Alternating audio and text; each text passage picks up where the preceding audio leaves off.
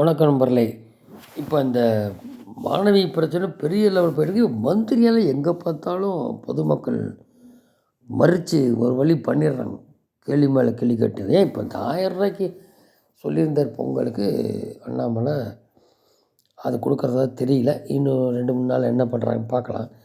என்ன சொல்லியிருந்தாருன்னா, என்னென்னமோ செலவு பண்ணுறீங்க, பல்லாயிரம் கோடி எங்கே போகுது, ஒரு ரூ. 1000 கொடுக்க முடியலையா அப்படின்னு. அதே மாதிரி குற்றவாளி காப்பாற்றுறாங்க ஈஸியாக. அந்த சார் யார், உதயநிதியை ப்ரெஸ் மீட்டை கொண்டா ஓடுறாப்படி.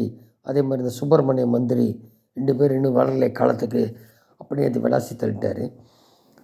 வைகோ எங்கேயோ போக வேண்டிய ஆள் கடைசியில் சொம்பு தூக்கி திமுகவுக்கு போய் இப்போ நான் இருக்கும் வரனே ஆவாண்டி அவர் உள்ளுக்குள்ளே இருக்கும் ஸ்டாலினை நீக்கணும்னு.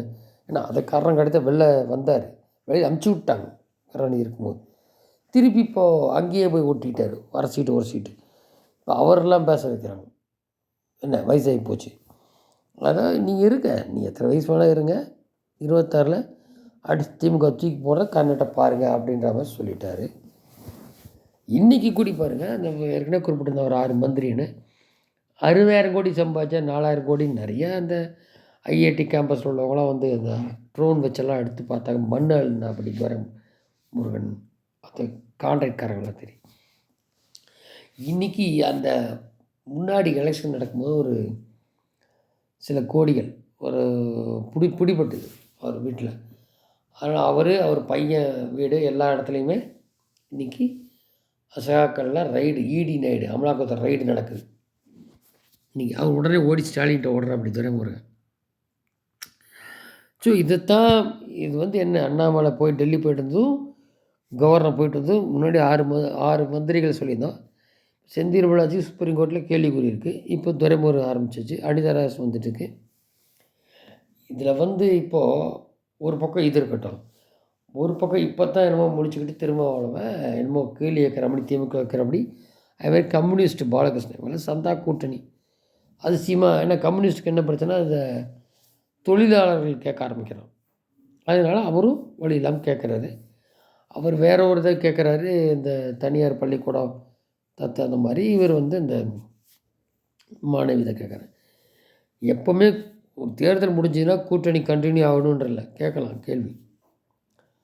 ஆனால் இது என்னமோ காசு வாங்கிட்டு சந்தா கூட்டணியாக உள்ளே இருந்தது. இப்போ தான் எல்லாம் குத்துன்னு வெளில வர ஊற்றணும். ஸோ இது ஒரு பக்கம் ஒருங்கிணைஞ்சு ஸ்ட்ராட்டஜி வச்சுருப்பாங்க. அது க்ளீன் ஸ்ட்ராட்டஜி பண்ணுவாங்க. எடப்பாடி வேண்டாம், கூட்டணி வேண்டாம், எடப்பாடி தள்ளி விட்டு வேறு தலைமையில் பன்னீர் குடித்த ரஜினியை பார்த்தாரு, வேறு கான்செப்ட் பண்ணி ரெட்டையில் வேறு மாதிரி மாறுதா என்னென்னு பார்ப்போம், வெயிட் பண்ணுவோம். ஸோ இனி திமுகவுக்கு அழிவு காலம் தான் எல்லா விஷயத்துலையும் பார்த்தா. ஒரு பக்கம் மக்கள் போராடுறாங்க, செவுத்து போஸ்டரில் செருப்பை தூக்கி அடிக்கிறது கிளவி, அந்த கிளவியை அம்மாவை தூக்கி எங்கேயாவது தூக்கி மிரட்ட முடியுமான்னு பார்க்குறாங்க. ஒரு பக்கம் மாணவிகளுக்கு இந்த மாதிரி தொல்லை படிக்கிற இடத்துல. அந்த மாதிரி கழுசடையெல்லாம் பெரிய 3 ஏக்கரில் பண்ணை வீடே கட்டிட்டானோ அந்த ஞானசேகரன்ற அந்த கயவன். என்ன அப்போது ஏதோ திருட்டு தொழில் பண்ணியிருந்திருக்கா, மந்திரியோட சேர்ந்து தான் நம்ம அதை பண்படி பின்புலம் பண்ணிவிட்டு இல்லை அதெல்லாம் பண்ணி கொலை எல்லாமே வீடு புகுந்து தொழில் வீட்டில் திருடுறது அதெல்லாம் பண்ண போகிறேன். எல்லாம் மாட மாளிகையை கட்டிக்கிட்டான். இத்தனைக்கும் மதுராந்தம் பக்கத்துலேருந்து சென்னை வந்தோம். 3 பொண்டாட்டிக்கு 3 வீடு மாதிரி கட்டி இந்த மாதிரி பெண்கள் படிக்கிற பசங்கள்கிட்ட அட்டகாசம் பண்ணிட்டுருக்கு. இதை ரவுடி சீட்டெல்லாம் வச்சிட்ருக்கான். இவன் திமுக ஆள் இல்லைன்னு பல் இழிச்சிட்ருக்கானு, ஆள் இல்லை அப்படின்னு. அப்போது இன்றைக்கி நீதி பேரணி நடக்கிறது அந்த மதுரையிலேருந்து. அப்போது அது நடக்கும்போது